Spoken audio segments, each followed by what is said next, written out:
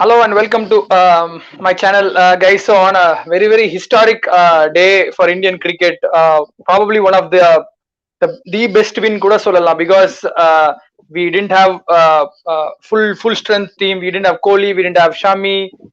There was a drubbing at Adelaide. 36 is one of the most, the worst defeat that you can get, and then all of a sudden after that to win, that was a remarkable comeback. So I have joined here. I have joined with Prashant. Prashant, your initial thoughts on the historic win, Prashant? This is one of the top moments in the history of Indian Test cricket. ஒரு analogy கொடுக்கணும்னா கிஷோர், கொல்கட்டா 2003 பாத்தீங்கன்னா மும்பை டெஸ்ட்லயும் நம்ம bowlers would dominate. ஆஸ்திரேலியாவோட 16 test match winning first இன்னிங்ஸ்ல ஆடி, அதுக்கப்புறமா அந்த ஒரு பார்ட்னர்ஷிப் சேஞ்ச் ஆச்சு இல்லையா?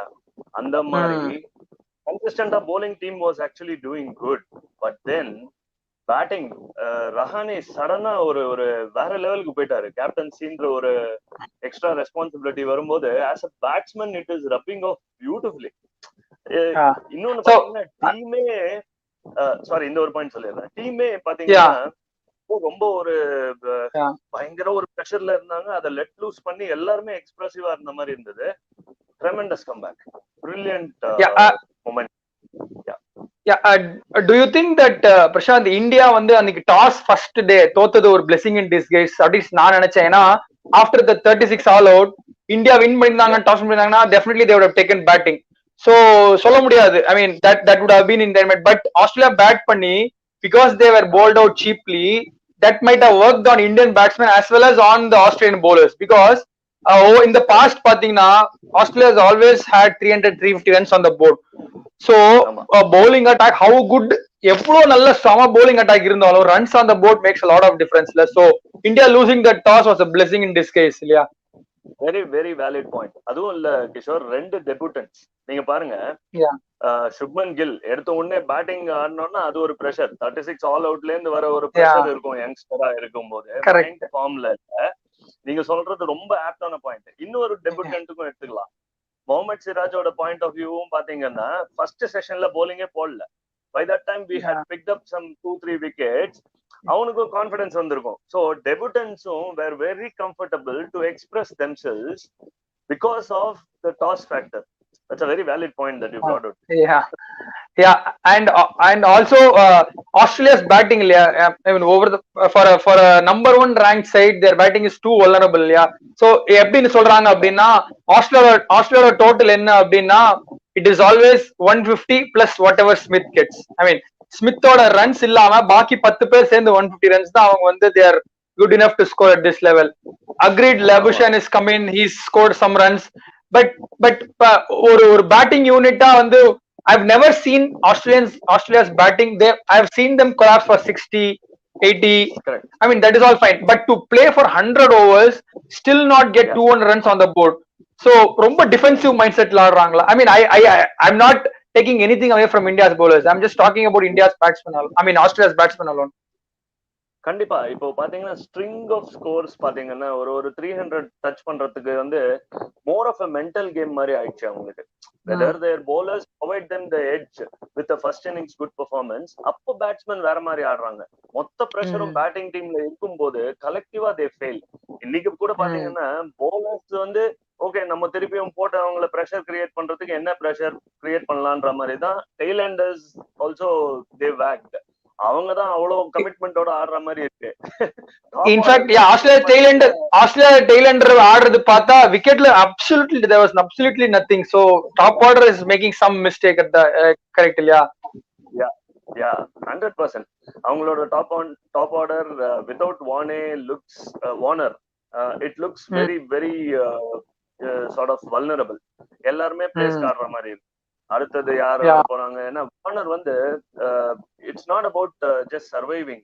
டப்புன்னு ஒரு பவுண்டரி வந்து ரொட்டேஷன் ஆஃப் ஸ்ட்ரைக் இருக்கும், ஒரு லெஃப்ட் ரைட் காம்பினேஷன், எல்லா ஃபேக்டரும் உங்களுக்கு மிஸ் ஆகுது. ஜோ பர்ன்ஸ் எவ்வளவுதான் பேக்கப் பண்ணா கூட 90 ரன்ஸ் அடிக்கும் போது he scored a 50. மத்தபடி பாத்தீங்கன்னா அந்த 50 correct, that 50 was actually a good thing for Indian cricket, because அவர் அந்த இன்னிங்ஸ் ஃபெயில் ஆயிருந்தாரு அப்படின்னா பர்ன்ஸ் டிராப் பண்ணிருப்பாங்க. So actually that was actually worked in India's favor because he's almost a walking wicket. I mean, and they were always good ball out at her. But test level, you are bound to get good balls. How do you survive? That is all test cricket is all about. When you can't defend a good ball, how can you open in a test match cricket, right? So Burns is always a walking wicket. So Australians, over the years நான் பார்த்தா, I mean, நம்ம எல்லாருமே எந்திரிச்சு 5 மணிக்கு எந்திரிச்சு பார்க்கும்போது Australia invariably will be 100 no loss or 100 for one. That those days are gone by. I mean, it is always there under pressure. Smith pata every game is coming in at 20 for 2, 30 for 2, and finally it's proved that he's also human. It's not superhuman. He can also have failures. He can also have these kind of low patches in form. So it is up to others to score runs. Yeah. Exactly, valid points. இப்போ அந்த மொமெண்ட்ல when we lost Umesh Yadav in the second innings, speech of a delivery Joe Burns எடுத்தது, அதுக்கப்புறம் நல்ல ரிதம்ல வேற இருந்தாரு Umesh Yadav. So அந்த மொமெண்ட்ல loose பண்ண பிறகு எப்படி போலிங் டீம் கம்பேக் பண்ணாங்கன்றது வந்து சீரியஸா ஒரு புக்கே எழுதலாம். It is no mixing words. It is one of the greatest bowling performance. நீங்க என்ன 2 innings put together கிஷோர் பாத்தீங்கன்னா அவங்களோட runs per over is less than 2 runs, and always runs were in check. Sorry, I thought I just lost you there. Hello.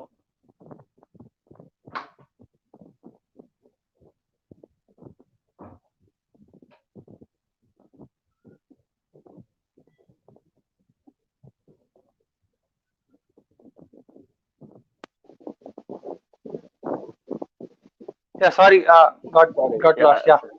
Yeah. இல்ல பாத்தீங்கன்னா when Umesh Yadav was in great rhythm after picking up Joe Burns wicket, அதுக்கப்புறமா இந்த bowlers எப்படி stand up பண்ணி இந்த விக்டரிக்கு இது பண்ணாங்கன்றது வந்து it's a commendable effort, no doubts. So a word on Ajinkya Rahane's captaincy. I mean, we've all been talking about his batting, his captaincy moves. So I felt that tremendous. I feel that he's a very, very natural leader. Meaning he's not very rigid. I mean, he doesn't go with the set plan. The prime example was on the first morning when ball was moving around. So any captain would have tried. I mean, went ahead with the third fast bowler that you have in the team. But he felt that if there is seam and swing, there should be some turn as well. And we all know that Ashwin bowls well with the new ball. He likes that bright, nice hard ball with the seam. And always Warne used to say, right? Shane Warne, when he's commenting and when he's playing as well, when the ball seams and swings, it turns as well. So that spell on the first morning, changed everything, because the 30 odd for 3, Australia never recovered from that. So a word on Rahane's captaincy. Rahane's captaincy, நீங்க கரெக்டா சொன்னீங்க. The way he used the bowlers. Addition to that, it's about his field placements.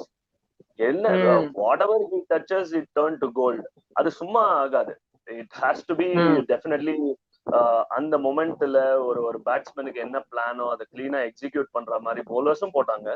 இவரோட smart changes, அதுவும் எந்த மாதிரி bowler எப்படி attack பண்ண போறாங்கன்ற அந்த ஒரு ஃபேக்டரும் he was clearly putting that in place. Field placements were top notch. Bowling changes, நீங்க சொல்ற மாதிரி new bowler sometimes throwing it to இது, or I mean even in second innings Ravindra ஜடேஜாவை வெறும் சும்மா run containing bowler யூஸ் பண்ணல. He was providing enough men at catching position for Ravindra Jadeja also, so that normal defensive technique அவங்க எங்கேயோ அது ஒரு gap வரும்ன்ற மாதிரியான ஒரு ஃபேக்டரும் கிரியேட் பண்ணாரு. Unbelievable. We have Adi as well joining, Prashant. So thanks to Adi for joining. Prashant, fantastic point. Yeah, field placements played a crucial role. Vanakkam world. Yeah, thank you so much. He's a fantastic captain. You keep them coming. Love from Tamil Nadu. Yeah, Adi, thanks for joining. Your initial thoughts. I know you want to jump up and down, but avlo edam irukadhu nenikiren kudikkiradhu camera la theriyadhu nenikiren. So probably you can put those joy in the words, Adi. I think I just want to celebrate Rahane. We so unassuming about it, and then amazing. It's one of the greatest victories ever. I just mentioned with the post also. Not just India, just for any test side to come back after that 36. Manjrekar was saying the same thing, that after 42 happened, India lost the next match by innings. Yeah, so this is like So even if we draw this test match, we would have been very happy. That's the reality, right? That's the state we were. To come back and win it like this, such a dominating display from an all-round display, and we didn't get any lucky chance, though they dropped a lot of catches and all that. And this is with Smith, this is with Labuschagne. You cannot go back and say that they didn't have the main batsman and all those things. It's like, that's a wholesome victory, and what a beautiful way to end the year. Like, it's been a terrible year, and it's kind of a tribute to all the health workers and all those people who laid down their lives this year. Yeah, in a way, because I just see this more than a test match. It's about the spirit. It's about the human spirit to come back from such a loss, and then so credit again goes to the coaching staff and the team behind who got them ready also in the headspace, right? Because I have a lot of reservations about Ravi Shastri and all that, but this was amazing. Like, credit goes to everyone. Adi, I remember we both were backing Rahane to come to good in the series, and I remember we both were even talking about how Rahane as a captain is a different batsman altogether when compared to playing as a batsman. So Prashant brought in. I mean, we were just talking about how India's bowlers. I mean, if you talk of Indian cricket history, right, it has always been India's greatest cricketers. Yaran Keta. We always talk about Sachin, Ganguly, Dravid, Fapur. But all of a sudden now bowlers are winning you games, right? I mean, if you could see, right, after that drubbing, to bowl bowl Australia out for that 195 in the first innings was actually a wonderful achievement, because over the years we have always seen. I mean, we used to wake up at 5:30 in the morning and see Australia, dominating bowling attacks. They're like 100 for no loss, 100 for one. But to bowl, let's be honest, that was not a 195 and a 200 pitch. That was. I mean, it was a good batting wicket. To bowl them out for that score was a tremendous achievement. We have Adi Junior as well. Adi, you must also been very happy seeing that. Yeah, word on India's bowlers, Adi. Bowlers, you see, I was just talking to my friend that if only we had this bowling attack, we had the top five, right? When we had Sehwag and Tendulkar and Dravid, imagine this bowling attack with that batting lineup. Will be so amazing. And Ada, I was talking about the headspace in one of the videos because when I saw Jasprit Bumrah bowl the first three, we lost the toss and we were put into bowling, right? I mean, that was not in our hands. So it's like everything going favorable for Australia. And like you said, it remains. Yeah. Adi, one point there, I was just talking with Prashant on this. Actually, India losing the toss and bowling first, was that a blessing in disguise for India? Because if you get bowled out for 36, suddenly you come here, you win the toss, you would have definitely batted. Might be still in that mind, but having Australia bowled out for 195, was there a shift in mindset of the batsmen as well as Australian bowlers? I mean, over the years, Australia has always, how irrespective of whatever bowling attack you have, if you don't have runs on the board, it can put pressure on your bowling. So, with the toss actually worked in favor of India. It worked in favor because then the pattern of the 36 was not right there, because then you had a chance to bowl, get back and confidence out there. Otherwise, at 36 cover, you are getting inside the pitch again as a batting unit. And I think batting unit had a sigh of relief, even though they wouldn't have told the coach and captain that. They would have bowling gap. But to then go and take them out for 195, like you said, it's a sporting wicket. It had no devils in it. It played well throughout the test. And it was just purely wonderful bowling, and then continuous pressure, and the addition of Ravindra Jadeja has been like a masterstroke in hindsight. Yeah. So, Junior, Adi, probably we'll get Adi Junior's initial thoughts, and then probably Prashant will come to you. Yeah. Adi, feel like jumping? Yeah, absolutely. I mean, I never expected us to bundle Australia out thrice for within 200 or. Only once they reached 200. Only they even touched 200. That's really surprising. I mean, as much they can speak about Smith not having his best game and all that, but I don't think any team would have thought of rolling out Australia under 200. Even Smith doesn't score. Still against New Zealand and I think against Pakistan, Smith did not have the best series, but still Australia ended up scoring tons and tons of runs. So a lot of credit must be given to this bowling unit. I kind of see us bowling as good as what South Africans used to do when they come to Australian shows. So they are the only team probably to have won against Australia thrice. As a series in Australia, because their bowling attack was superb. They had three relentless pace bowlers who kept on, coming at the batsmen. And also they had a good batting unit. Still, you have to bowl Australia out for cheap runs if you have to win against them. As Kishore, you were saying, right? They always used to score 450, 500, that too in MCG.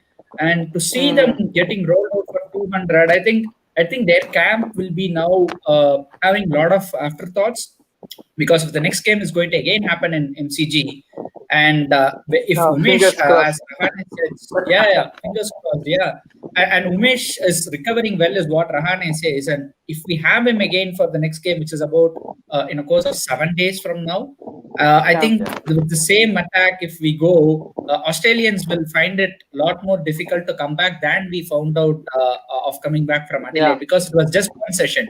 We have kind of won about what 7 days of the game. We have won 6.5 days of the game we have played. It's just a half day that we have kind of bundled out. Australia have a lot of things to think about. I think it's a fantastic performance. Yes, Prashant. Yeah, you had something to add. When you asked about Rahane's captaincy, right?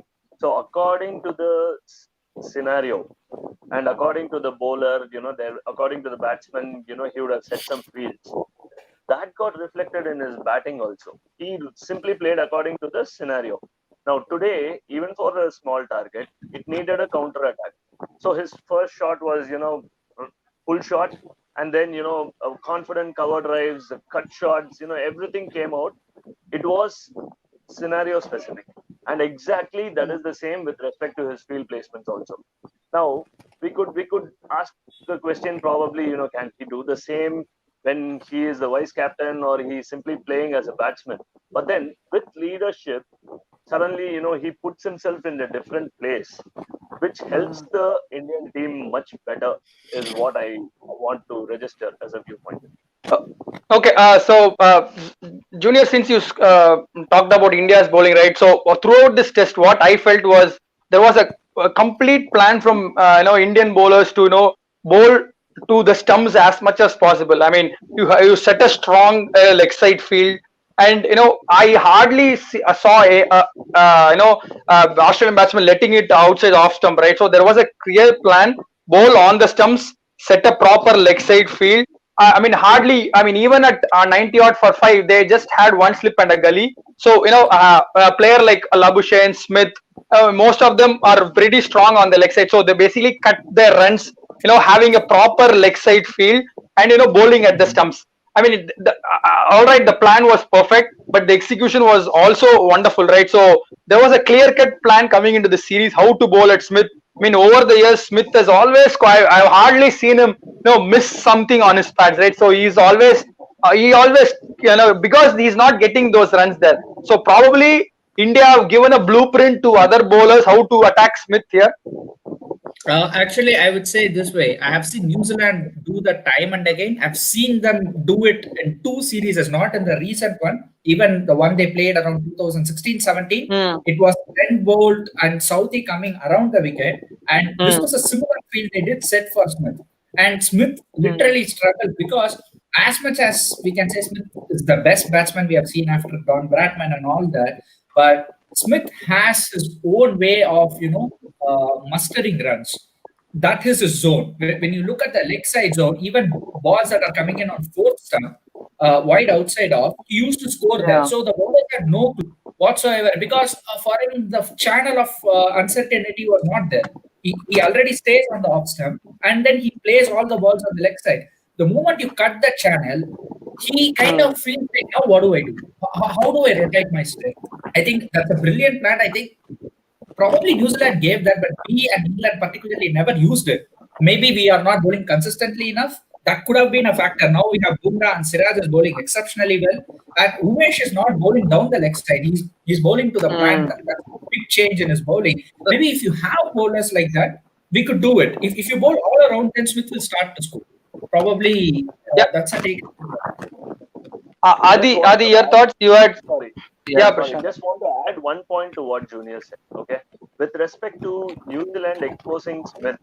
Okay, but Indian bowlers, I thought, were tad a bit more skillful in executing the right deliveries than New Zealand bowlers collectively.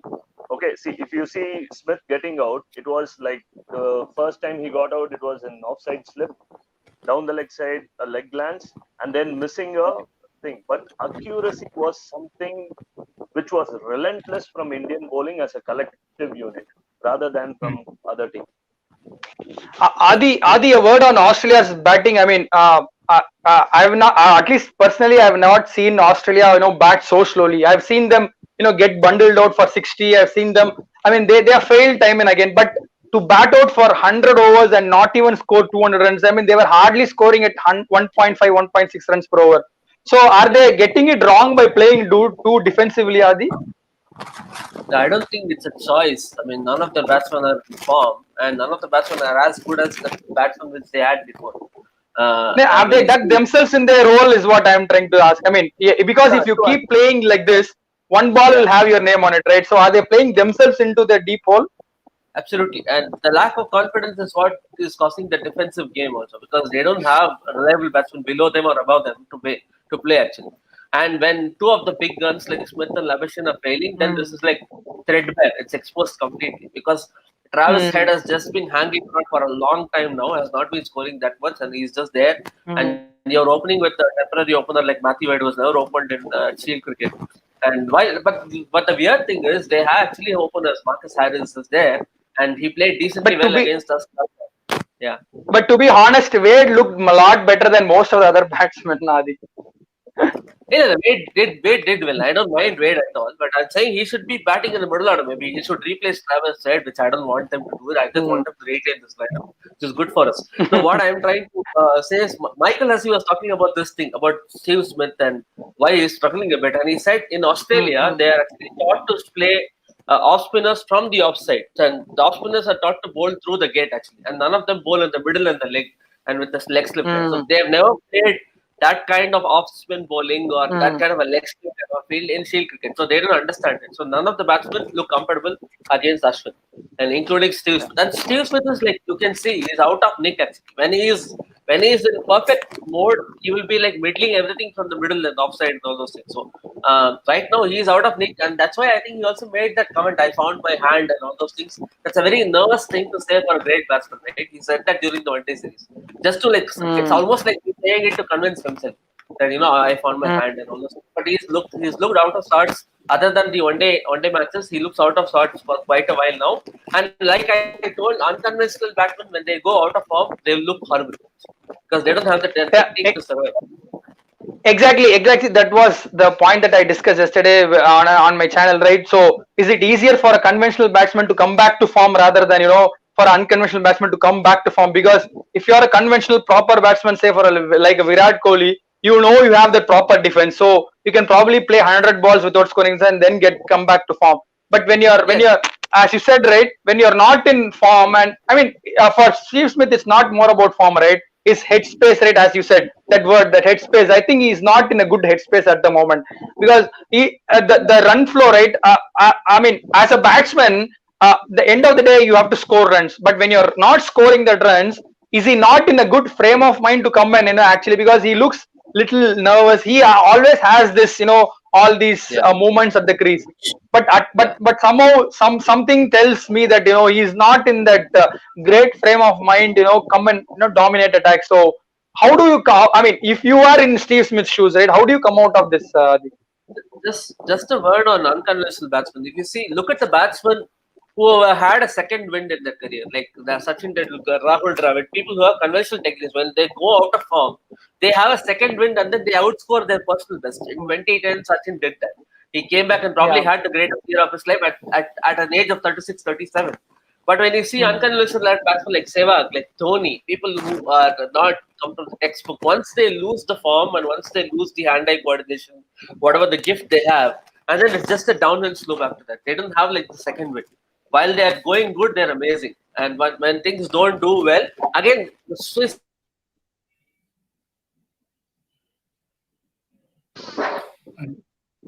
I think we lost him. Yeah. Junior, you can probably carry. Australian batting, I'm a little surprised that they're not looking at a person like Khwaja.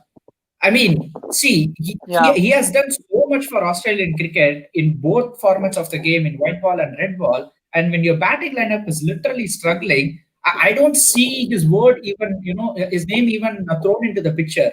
See, he has done it as an opener, he has done it as a middle order player. When you look at Travis Head or when you look at Joe Burns, I don't think Khwaja is going to do any bad. He has been solid as a rock, and they seem to be a little reluctant to go back to him because probably they think his ship has sailed and they are moving on from him.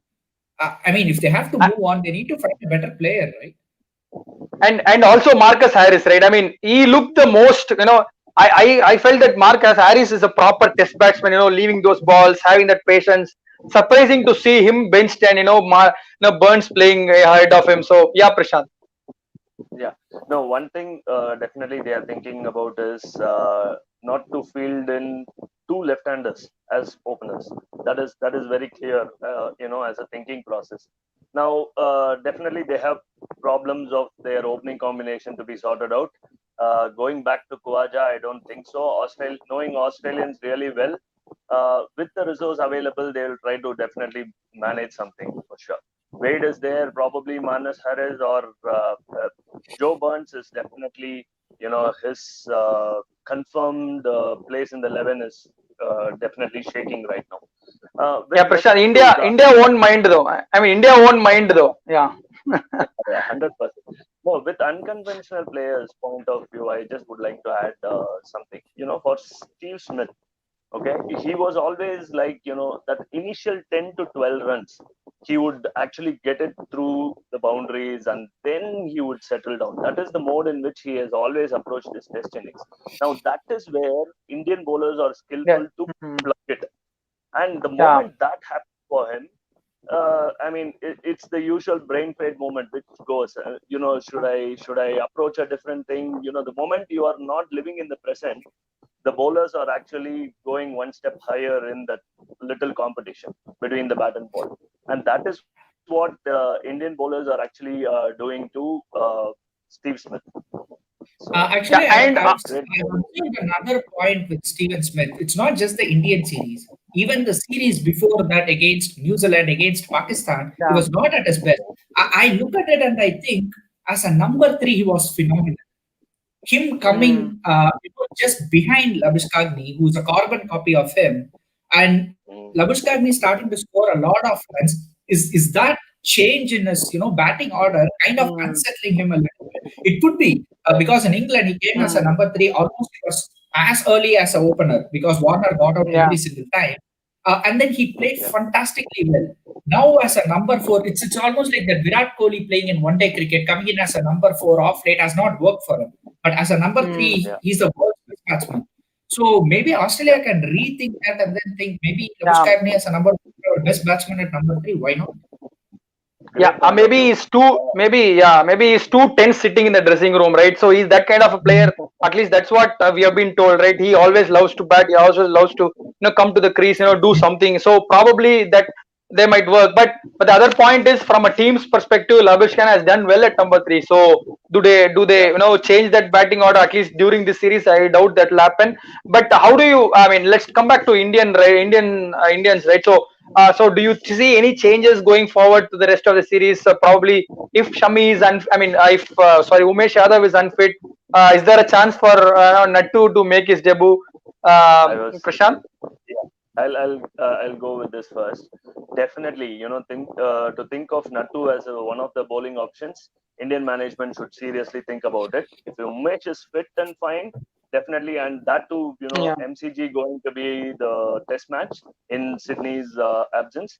Definitely, they should continue with the same 11. Else, definitely bring in a change in form of left-arm seamer, and then trouble the Aussies even more with their thinking hats on how to face the new bowler, because all the debutants for India are performing really well. One more debutant to steal the show in next test match. Who knows? So with the combination, definitely Nattu is a better fit than the others. He's going to bring in a different variety altogether. Yeah, Junior, your thoughts? I mean, will there be any change? One obvious change is Rohit Sharma is going to come in. Yeah, Mayank Agarwal. Yeah. I mean, see, we wouldn't drop Mayank, but this team management would. He hasn't done anything good for him by scoring just another 5 runs in a 70-run chase. It kind of makes the job a lot more easy for them to say, okay, we have won the game, we want to take the momentum in the same playing 11, but still, if we can have a better opener to partner Gill, who seems to be in a positive mindset, another 30-40 runs will obviously dent Australians more than what it has done in this game. So, and Rohit being Rohit coming back, and they would obviously would want to see what he could do. If these 2 games are not given to him, then there will be so much amount of media backlash on why you did not use him when you are not having a proper opener who could do whatever you want them to do. And I think Mayank has done well, but if Mayank has to cement his place, he needs to start to contribute a little bit more because this has been our problem. KL Rahul, Shikhar Dhawan, whomsoever has come in, they show you a glimpse of scoring good on overseas tour, and then the very next tour, when we go to the same place or to any other Sena countries, they start to fall apart, and it becomes very difficult for us to have a yardstick to measure whether they are really good batsmen or it's just flash of the pan. So I think one change. Yeah, and the other surprising that I could witness in this Test match was how Australia dropped a lot of catches. I've seen their batsmen fail. I've seen them not bowl well. I've seen them everything, but to drop so many catches, I don't think I've seen poorer fielding or at least a catching effort from the Australians, because they are so safe. They don't drop too many catches either at the slips or outfield, right? So in fact, it was the other way around. This Test match, India probably caught everything that came their way, and that was a big difference, right? Even in the first Test, India dropped a lot of catches in the first innings. Otherwise, they could have, it was definitely would have been a much different scenario. So probably Australia. I mean, most of the batsmen. I mean, if you see, most of the batsmen are dropping edges, so it is on their mind. I mean, they are thinking too much of runs, scoring runs, keeping their place in the 11. So is that coming to their mind when they are, on the field? Because I've never seen Australia drop so many catches, Prashant. Yeah, I mean, to me, I think more or less with respect to how they approach the game, and depending on what situation the team is in, each and every individual is thinking about probably the end result and not living in the present. In fact, most of the teams, their fielding standards across the world has actually gone down, to be very honest. And considering, there is the pink ball and the red ball, white ball, different things, which particular, practice sessions would help them to clearly sight the ball at the end of the day. Some of these players are playing across the 3 formats. Their fielding drills are going to be, one of the balls randomly picked. But specifically for Test matches, you need to focus on only the red ball fielding drills. Maybe they are already doing it, but this is just a point which I'm thinking in my head. Could be one of the reasons with all the floodlights suddenly, appearing in the Test match cricket. Whether, the fielders are able to quickly adjust their eyesight to it, maybe, I don't know. But across the world, the fielding standards have actually gone down.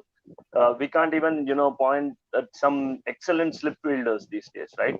The fielders keep changing. Australians were always great at it. They drop catches, which is very, very surprising. And outfield catches are also very, very normal effort, to be very honest. Hey, Junior, your thoughts on Aussie fielding? I mean, probably we'll wrap up with this. I think Smith dropping catches is very rare. He should be named as one of the better slip fieldsmen going around. And he's so athletic, and kind of his reflexes are so sharp from whatever I've seen of him. I think his batting is something that is hindering his mind. And he seems to be a person who shadow bats all the time, is what the Aussies say. So he's so much into the batsman, Stephen Smith, and probably that was actually helping him get better as a fielder all the time. Now that his batting has taken a step back, probably that could be bothering him. And the rest, as Prashant just said, I think across the globe, the fielding and slip catching in particular, has gone from bad to worse in the last 5 years or so, and probably India will hold their hands up and say we have contributed a lot to that. But now Australians seems to be catching up and saying, "Hey, we are not so far behind, and we are also giving our fair share." But on the contrary, India did pretty well in this test match, right? I mean, in the slips, we didn't see anything go down. I mean, thanks to Rahane, right? He's probably one of the best fielders going around, in the slips. So it was the other way around. I mean, this whole test match, right? It was, I mean, growing up in 90s, this exact scenario test match would have been the other way around. India batting. I mean, the India's batting getting collapsed. Australia scoring 350. Then India coming back, trying to save their test match, losing wickets. Then Australia come out and just win. In between, India dropping catches. They look flat. I mean, it was entirely the different. The life has changed so much from 90s to now. It felt like India are playing like Australia and Australia are playing like India. So that actually good for the game, right? I mean, you don't want to see home teams just clobber the visiting team. So this is actually this win actually I felt that this sets up the series wonderfully well for the rest of the two test matches. I mean, and also I feel that this momentum thing, right? This momentum word, I don't think that's a key word going around nowadays, because we see teams clobbered one day, the next day they come and they play like world champions. I mean, we have seen that so many times. In the last test, India were all out for 36. We all thought that they'll get rolled over this series. Then suddenly India won. So probably India should do well not to think about this win rather than looking at the winning the series, because it is clearly given that Australia will it's not that Australia will come out saying that okay, now we have lost test, so they'll definitely come back hard. So probably this series is nicely set up according to me.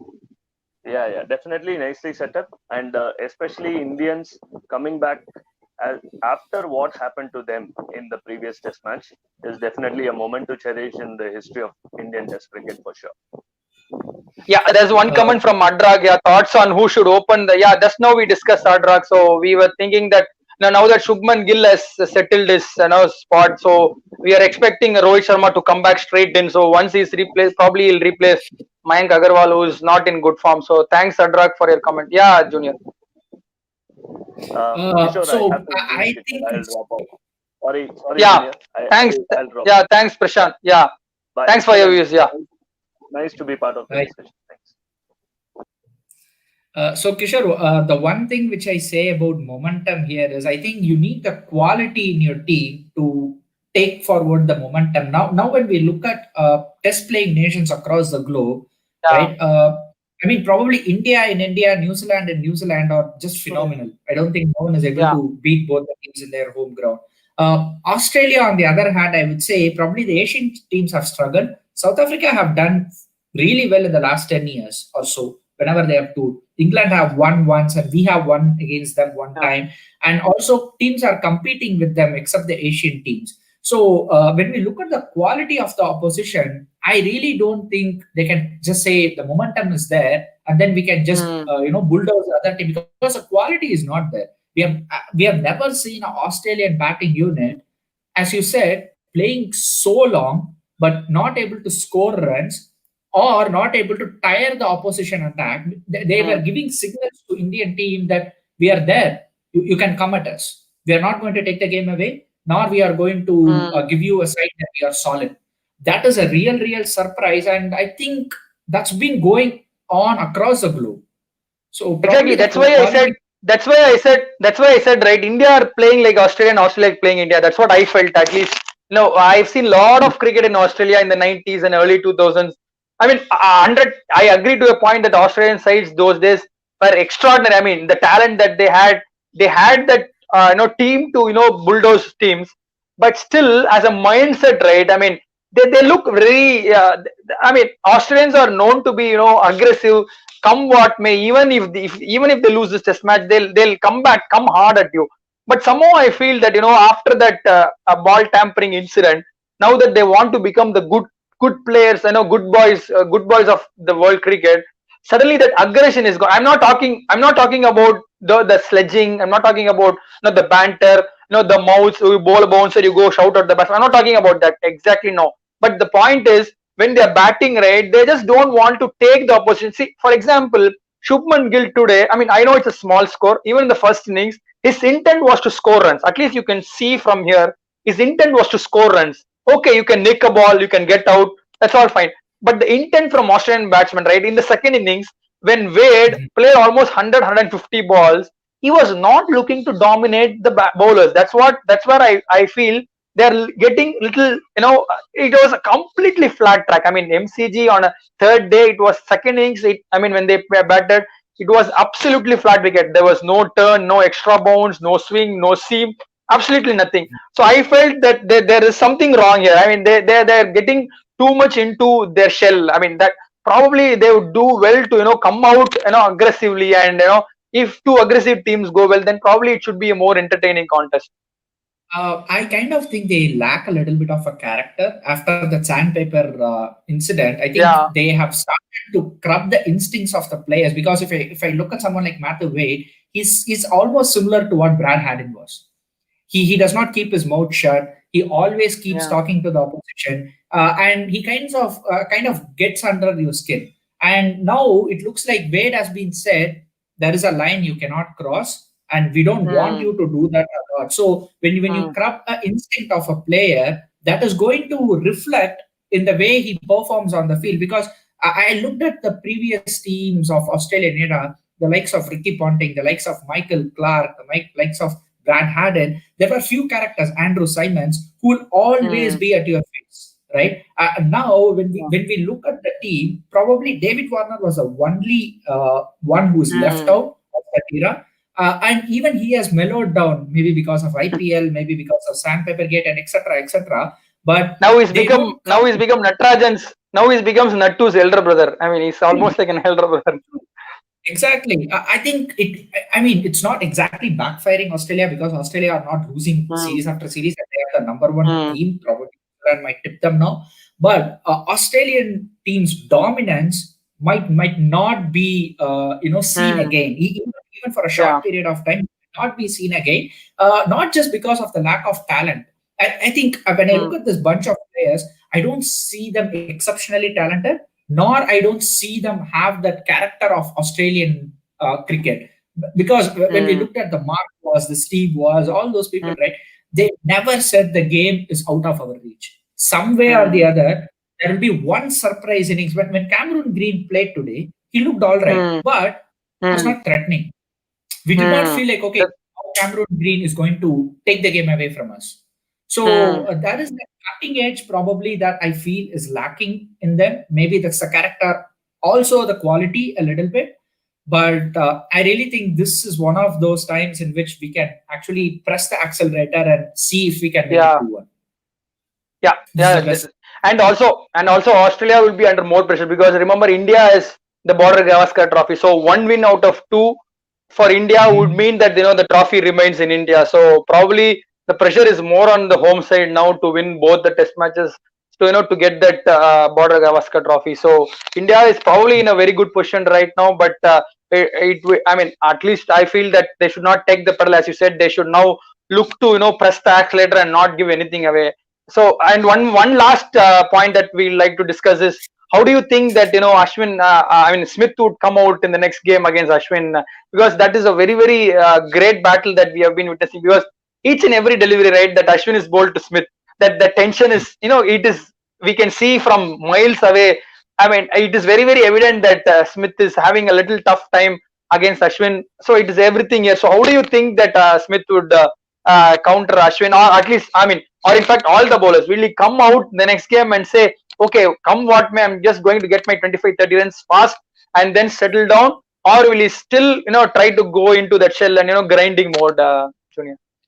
I look at it from a bird's eye view here. More than Smith, I will come back to Smith, but I look at it from Australia's pride, right? Because this Indian team is without Virat Kohli, without Ishant Sharma, etc., etc., and they have won a game, and it looks like they might go on to level the series. Make the series 2-1 or 2-2 or whatever. So if it happens, Australia will feel like it's a big cricketing loss for them, because this is not the team they wanted to lose. So I look at it from the Australians' perspective, and will they go for a green seamer? Because they have tried wickets that had a little bit in it and that had nothing in it, and most of the time India were on top of them, right? So India has problem of playing on wickets that really do a lot. Our batsmen generally don't, weather the storm or something like that. And if they look at it from that way, and then they create a green seamer, and then we come into Smith, probably Smith will be worried. So probably what you're saying is, if we get out for 150, let them bowl. I mean, let us bowl them out for 100. So that is how they would be thinking, is what you're trying to say. One aspect, and when they have this kind of a green seamer, probably they can negate Ashwin. It might not be Ashwin who's going to come into their frame of mind. And Smith, as much as he looks unsettled, him facing quicks now might give him a lot more advantage than him trying to tackle both quicks and spin. So if they would want to take Ashwin or Jadeja out of the equation, because if they give a green seamer, then they might think, will they play Jadeja? Because they've played two spinners now, and it has become a big problem for us. If Australia really feels that way, and if they go for a green seamer, still Smith might get out for a duck, but the amount of preparations he overall perspective, they might only look at a fast bowling unit, and Umesh, if doesn't he recover, then will India have a proper third seamer? So if Australia really thinks from that perspective, they might go for a green top, but in MCG, a green top, I'm not sure how effective it will be. If they were playing on Brisbane or if they were playing on Perth, probably they would have taken the chance. But in MCG, I don't think the drop-in pitch is going to hold that good. Even if it is a green seamer, it may become a flat pitch. So I think they might think that. Yeah, and at Gabba, right, in Brisbane, the last test, Australia has a fantastic record. So they would be hoping one good game the next game, because if they win that game, then probably at the Gabba it will be very difficult, because traditionally it is most suited for their kind of bowlers. But I probably don't think that they would go the green seamer route, because potentially their batting is so out of form, and also India's fast bowlers are pretty in a good form, and if probably Smith was amongst runs, or probably if someone else is amongst runs, right, then probably they would have gone that route, because no one's scoring 50. I mean, I think I saw somewhere almost after 1988, right, almost 30 years after. I mean, they have not. There was 150 as well, right? So I doubt they'll go that route. Probably they would feel that their batting needs to come up. So it would be a real challenge, as you said, for Australia than for India.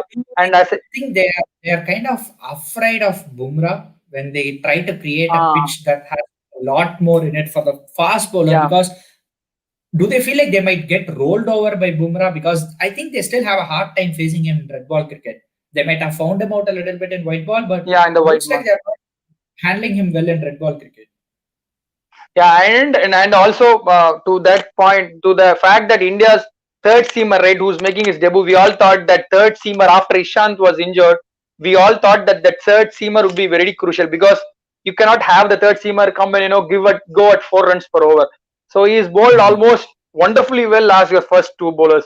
So that has also put pressure on Australia. But I certainly felt that Australia were too much in their shell at this test. And I'm not taking any credit away from the Indian bowlers, but Australia were too defensive in this game, and India were. One last question for you: how big a difference an addition of two left-handers and the attacking left-hander in punt and a solid left-handed middle order player in Jadeja has totally turned the entire game upside down? Because still we were reeling at 130 odd for 4 wickets or something. We were not going forward towards the 130 run lead as we got today. Vihari again couldn't live up to the expectation, but these two people, I think, gave a lot of headaches for their bowlers. Do you think that?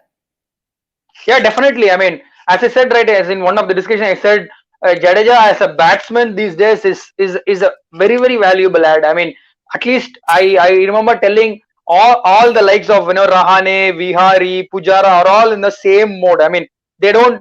I mean, it's not in their nature to attack the bowlers. So Pant and Jadeja, especially Jadeja, right? His batting has come up so well. I mean, if you see initially, I mean, when he started his career, he was a batsman who could score you the 20s and 30s.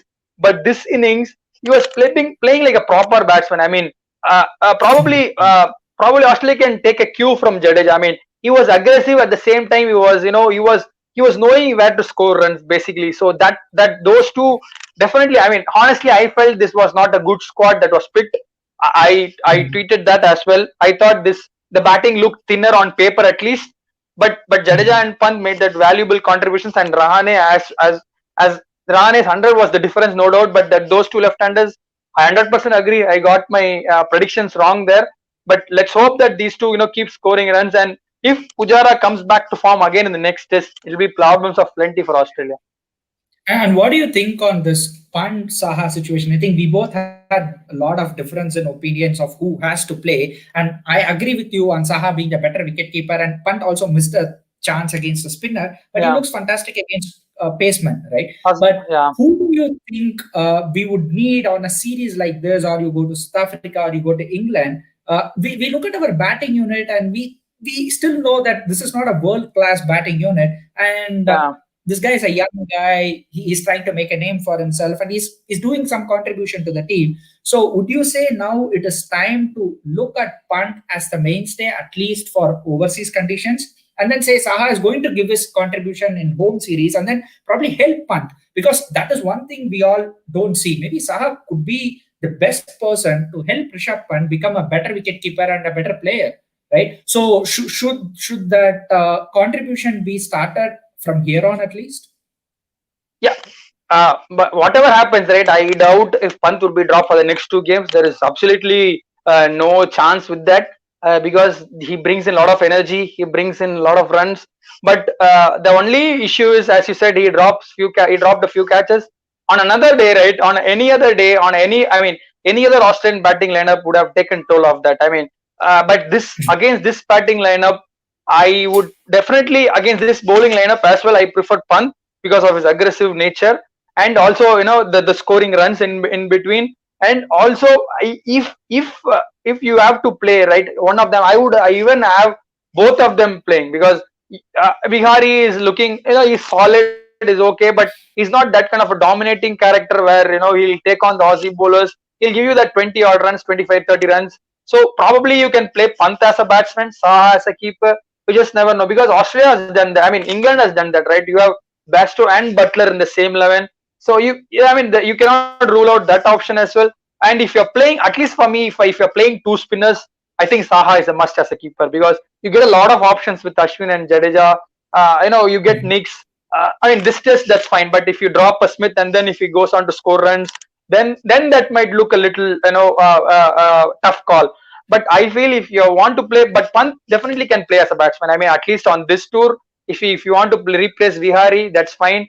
But no doubt Saha is a better keeper. But that's a very, very a debatable discussion. Because moving forward to the future, we have Saha. Saha is about 36, 37 now, right?